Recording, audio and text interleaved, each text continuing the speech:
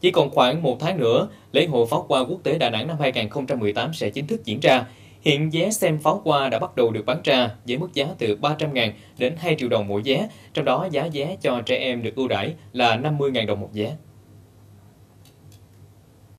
Nhìn chung, giá vé xem trình diễn pháo hoa quốc tế Đà Nẵng 2018 không có nhiều thay đổi so với năm ngoái, dao động từ 300.000 đến 1 triệu đồng, tùy theo vị trí khán đài. Riêng trong đêm khai mạc ngày 30 tháng 4 và đêm chung kết ngày 30 tháng 6, giá vé cao hơn. Trong đó, vé khán đài B4 400.000 đồng một vé, B3 600.000 đồng một vé, B1 và B2 800.000 đồng một vé, A2 và A3 1 triệu đồng một vé.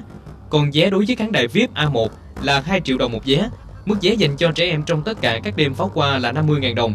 Lễ hội pháo hoa quốc tế Đà Nẵng 2018 với chủ đề Huyền thoại những cây cầu sẽ diễn ra trong vòng 2 tháng, bắt đầu từ ngày 30 tháng 4 đến hết ngày 30 tháng 6, bao gồm 5 đêm thi mang 5 chủ đề riêng, lần lượt là tình yêu, thời gian, hạnh phúc, khát vọng và hữu nghị, với sự tham gia của 8 đội thi đến từ các quốc gia vùng lãnh thổ gồm Việt Nam, Ba Lan, Pháp, Mỹ, Ý, Hồng Kông, Thụy Điển và Bồ Đào Nha.